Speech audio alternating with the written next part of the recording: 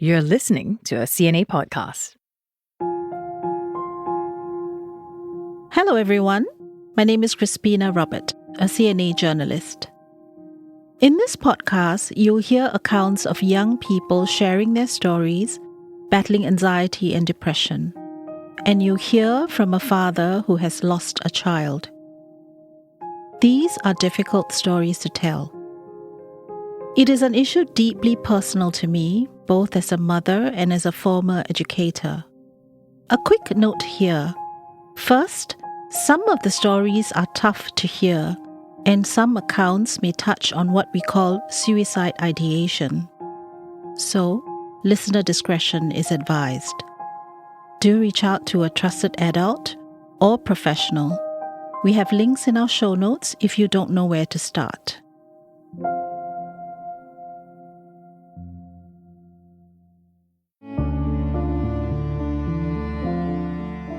As a parent of adult children in their 20s, I sometimes look back at all the pressure I might have put on my children and sometimes ask myself, did I go too far? But at the time, I didn't know any better. Like all parents, I just wanted to give my children the best shot at life. In Singapore, getting ahead is defined primarily by academic success, and the belief that this sets the stage for success later in life. In my experience anyway, every child deals with pressure differently. But it is also every parent's nightmare when that pressure becomes too crushing for their child to bear. Then that weekend, I remember a very uneventful weekend. That Monday morning, my daughter and I, we woke up, we were watching soccer, both of us. We woke up late, rushing school and work. And then he goes up, he looked very tired that day. And he goes, okay, have a good day. And that was the last I saw him. That's my friend, but I'll call him Sean. He's talking about his son who struggled with anxiety and depression throughout his teen years. Sean and I decided to meet at a local cafe, so the recording is a little noisy. And about 4, that's when I got a call from my daughter. She was calling my phone quite a bit. I was in a meeting. And then I was looking at messages, and the messages were, please call me. Please call me now. But that was very weird coming from her. Sean's daughter told him that her younger brother had jumped, ending his life. He was 17. 5 years on, Sean is still reeling from the earthquake that tore into his family, and he's still trying to understand why his son took his life. We all thought that our son was very much smarter, brainier. Why? Because he'd be the person who just absorbs information. And we realized that at a very young age. Not only does he absorb information very well, he's the kind of fella, he will know his trivia, he will know his science, he's very eclectic. He'll be reading 3 books at the same time, that kind of thing. But I dare say that I think my son was a bit more sensitive. His empathy levels are a bit higher than my daughter. That could also be a factor in terms of how he reacted to certain things. And what may have triggered him, I don't know. What struck me during our conversation was that the boy his parents thought they knew was very different from the person around his friends. Sean would only discover this at his son's funeral, when his friends spoke to him. This girl and this boy came in, we talked to them, and they shared messages that he had sent to them. And when I read the messages, 2 things really came out. One was that the boy that we knew and the boy that he was with them was very, very different in terms of how he reacted to certain things. So, because his messages showed that this boy was very difficult to be a friend with because he was always negative about himself. We didn't see that when we were talking to him. If anything, we reinforced a lot of things that he was good at. And hey, why don't you try this, why don't you do that, that kind of thing. So that was a shock to us. Number 2, they were frightened to show us the messages because in those messages, he shared a lot of things about how he was feeling, that he was disappointing his parents.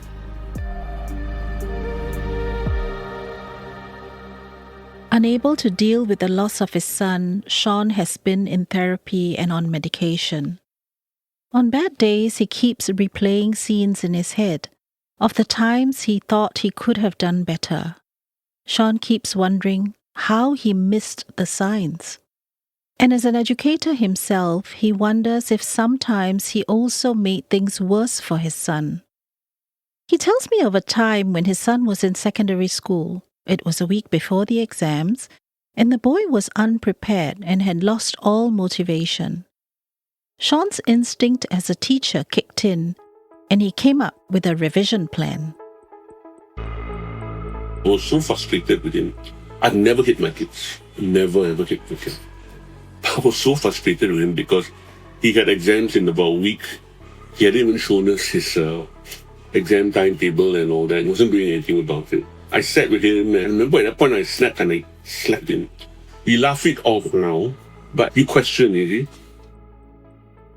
It's clear that this moment still plays on in Sean's head to this day, 5 years after his son died. Even though the overall number of suicides in Singapore has decreased in the latest statistics, they remain stubbornly high among those aged 10 to 29. The team at the Institute of Mental Health, or IMH, has been at the front lines battling this crisis. I turned to Dr. Daniel Fang, the CEO at IMH. He has been practicing as a child psychiatrist for 30 years. Dr. Fang tells me that it is important to know the difference between mental illness and mental wellness. So mental health is determined by your surrounding because of how you cope, your relationships, as well as your ability to find meaningful occupation. The pandemic took away a lot of that. People didn't have a chance to relate, at least physically, with others. They were stuck at home. Some of them lost their jobs. So the meaning and purpose part is all affected, and then they find it hard to cope. So mental health dropped.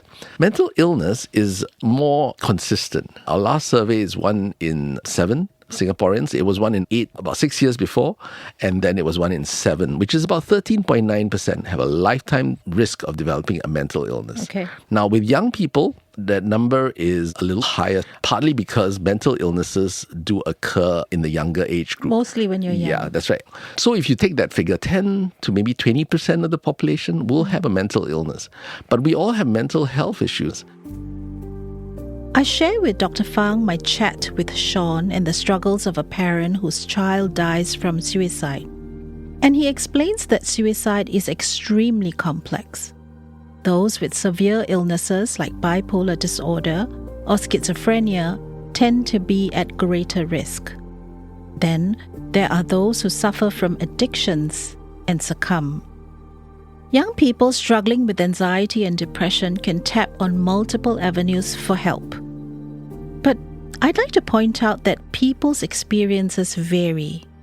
Parents and caregivers have told me that it really depends on whether someone has chosen the public route or the private one.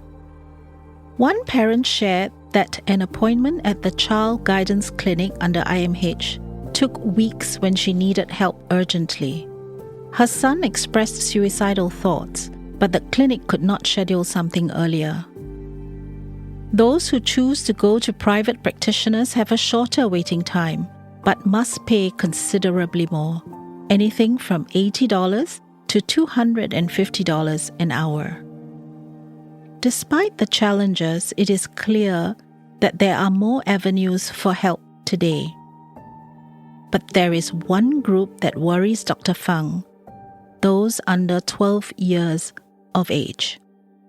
What worries me actually is not all those suicides that clearly everybody thinks is suicidal.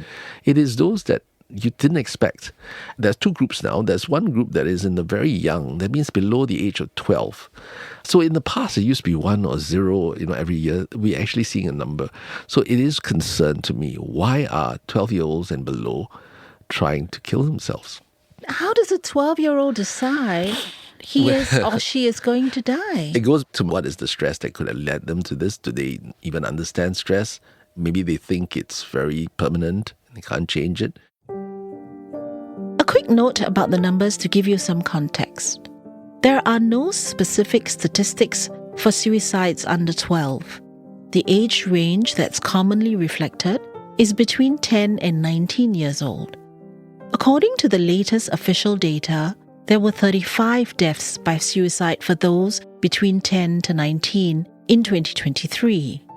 And last year, in 2024, the provisional number was 22 deaths by suicide. Medical journal Lancet records that mental disorders were the leading cause of death and disability among 10 to 14-year-olds in Singapore, the highest in ASEAN. Mental health experts we spoke to say academic pressure starts building from the time a child is 10, that's primary 4. But they are also seeing another worrying trend. Is the leading cause of death for those who are aged 10 to 29. We do see a high representation of males who take their own lives. That's Goh Lei Kwan, a volunteer with the Samaritans of Singapore, or SOS, the agency that deals with suicide intervention and prevention. Before the pandemic, people called the hotline if they needed help. In 2020, SOS launched what it calls a 24/7 care text service because young people indicated in a survey that they preferred to text rather than talk. When the service started, SOS received 5,000 texts a year. Today, that number has jumped to 20,000. This is on top of the 50,000 calls SOS gets a year. To put it simply, that's an average of 137 calls and 55 texts a day. When we look at the breakdown of those who are reaching out via our texting service, it's a good 73% who are 29 years old and below. And out of that is nearly 37% who have suicide ideation, suicide tendencies, or are struggling with suicidality when they reach out to us. There are three key things that we're seeing year on year, at least in the past 5 years. One is that is the leading cause of death for those who are aged 10 to 29. We do see a high representation of males who take their own lives. And this statistic is not just unique to Singapore. If you look at regional statistics, this is also the case where it's a higher male number. Males in general are not as inclined to help-seeking behaviours.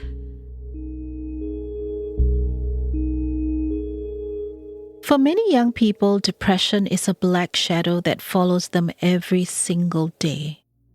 And I want to hear from those who are still walking this path. Through my contacts, I find several youths. JC, who is 24, has been battling depression since his early teens. When we meet, JC has barely slept. He appears jittery, telling me that he needs coffee, and he shares that he's been on antidepressants. He has completed his diploma but has yet to find employment. Hello, I'm JC. I'm 24 this year. I do have ADHD, and I was also diagnosed with depression. I always felt like something was a bit off, about me. Yeah, I just didn't really take it seriously at that time, or I didn't bother to get diagnosed at all. I think just very little motivation to do things, in general, or just feeling sad and disturbed, but not knowing why. I always thought everyone gets sad, right? I think for the longest period of time, I just didn't want to get diagnosed because I thought it was ridiculous. I just didn't want to put a label on myself. JC doesn't want to talk about when these feelings began, and he would only say that his childhood was tough. He was constantly in trouble at school and was punished frequently at home. He admits that he was hard to deal with as a child, but as he grew older, the tantrums and the truancy gave way to something more sinister.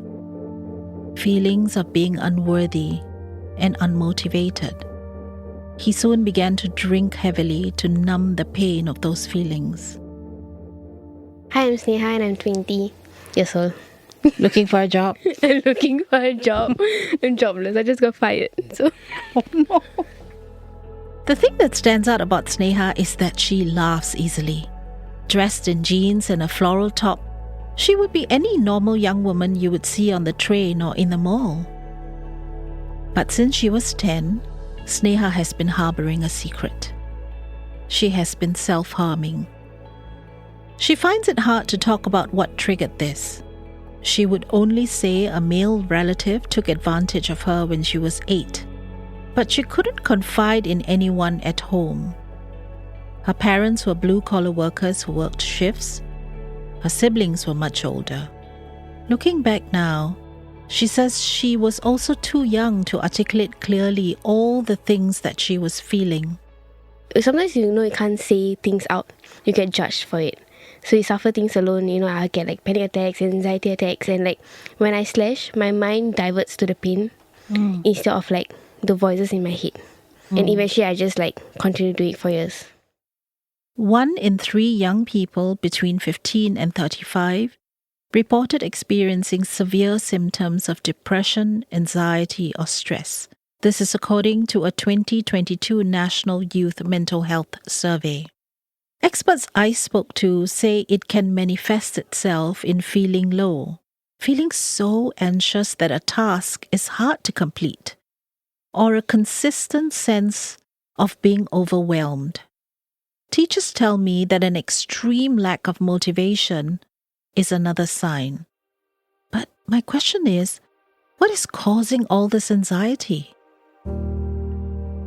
I speak to Dr. Vivian Young. She is a child psychologist running her own practice, the Bloom Child Psychology. Having spent 14 years in the Ministry of Education as a psychologist, Dr. Young has a keen interest in the impact of academic pressures on young people. What I personally see a lot more in my practice are the anti-tiger parents, or parents who are deeply invested in their child's mental well-being. They prioritize it. They are the ones who would tell their child, just chill, it's fine. We just want you to be happy. We're not expecting you to get A's. We just want you to have fun with learning and enjoy the process. So I actually see a lot of parents like that. And yet, we still see their children having difficulties, having mental health issues. I asked Dr. Young if it's fair for the older generation to feel that children are simply less resilient than before. We use the term strawberry generation a lot now, right? A lot. And the assumption is that kids these days are not as tough as we were, right, back in the day. But I think maybe we fail to realize that the amount of stress and pressure that they are going through today is also quite different from what I went through. Yeah. I took the PSLE maybe in the late 80s or early 90s. In those days, you would never hear of a parent taking leave to coach their child. If you were already a good student, you'll be trying to top the class. If you were topping the class, you would be going for extra classes to top the school, perhaps. But because the PSLE is nationwide, even if you were the top in your school, there is still that need to go for lessons, so you would compare favorably across schools. It's changed a lot, and we talked about this front-loading of that pressure and stress on our kids before the age of 12. I pause here to repeat what she said. Front-loaded pressure. Dr. Young explains. What I'm hearing from kids a lot more these days is not, oh, my parents are giving me the pressure, my teachers are giving me the pressure. When I talk to a lot of kids from the top schools, they are giving themselves the pressure. They are saying that I want this. I want to do well. I want to top my class. I want to get this and this scholarship. I want to go to this university. The interesting thing is I'm seeing this even from a very, very young age. So I have seen kindergarteners, kids in kindergarten who are just learning to master the alphabet and to write their ABCs. And they are getting so frustrated because the letters are not coming out right the way that they think it should. Right. And so they would write and erase and write and erase, and they would do it over and over again until we have holes in the paper, we have crushed paper, there's so much frustration. So that's what I mean by self-imposed perfectionism. Right. Because when we dig a little further, we ask the parents and teachers, and nobody knows where this came from. I have kids saying that for the first time, I feel that I'm stupid. Oh, wow. Right? I've always thought that I was pretty good at my studies, but I realized that, wow, everyone is so smart and so good. And then now they feel like I'm not good enough, right? And that eats into them. And so they're constantly trying to outdo themselves. I can't get the image of a 5-year-old redoing his ABCs out of my head. Even if something is self-imposed, it has to come from somewhere, right? If not the parents or the school, then who? Or what? Even when they don't get any pressure from their parents, I think they're probably getting a lot in school. Yeah. Around them, everybody is talking about it, right? Yeah, exactly. And if they go for tuition, enrichment classes, they're going to hear that constantly. It's topic of the day constantly. So I have P5, P6 kids telling me every day I go to school, it's just going through corrections. And then I get the next practice paper, and then I do it. I go through my corrections. I get the next practice paper. It's an endless treadmill of practice papers, and so they get the idea this is the most important thing, right? Why else would I be every living moment of my school life be spent doing practice papers? Yeah. So sometimes it doesn't even need to be communicated explicitly. It's implicit in everything that's going on. Dennis Kom is a master specialist at the Ministry of Education. He has spent more than 3 decades counselling students in schools. I asked him about what Dr. Young said about internalized pressure. He says, in his experience, it usually starts with families. Normally, it comes from a family. It's kind of a family culture, whether it is explicit or implicit. Sometimes parents make it very clear, but sometimes just through, in the natural state of things, family conversation and sometimes peer comparison and things like that, or comparing with other kids' performance. So some of these things got into them. When it comes to the older ones, we do notice that, especially the secondary and up to the JCs, some of these become very personal. They drive themselves very hard. They set very high expectations, some of which actually is quite unrealistic. Almost a perfectionistic streak. And that's why it is generating some of this anxiety. And some of it is so internalized, I think, over time that it's quite difficult to help them to change the mindset.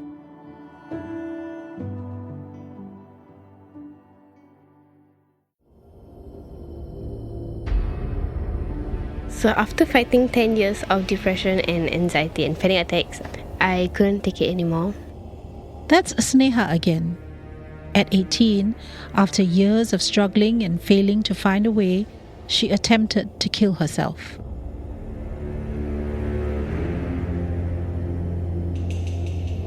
She was rushed to the hospital and went through 17 operations. When she woke up, the first thing she saw was her parents by her bedside. And I can still remember them crying very badly. Then after that, I went counselling at NUH. As devastating as that time in her life was, something significant shifted after that day. Sneha's parents began to see that their daughter needed help.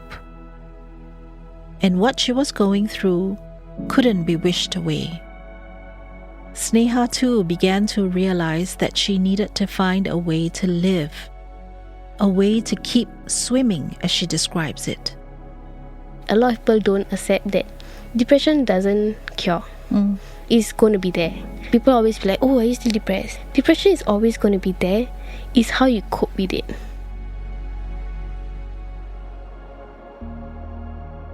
In the next episode, I go in search of what parents, peers, and counselors can do to address the fears and challenges of an anxious generation. Their first question was, you are so young, what is there for you to be pressured about? You don't have to work, you have to earn money, what is there for you to stress about?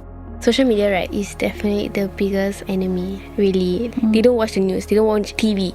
Social media is everything they grew up with. So when you don't hit that expectations, you tend to feel mentally low of yourself. If I tell them that my mood's low, they'll be like, oh, don't think so much. Like, bruh, don't think so much. This episode was written and produced by me, Crispina Robert. Editing by Tiffany Ang. Our social media editor is Joanne Chan. Sound engineer is Saya Win. And sound mixing by Ken Delbridge.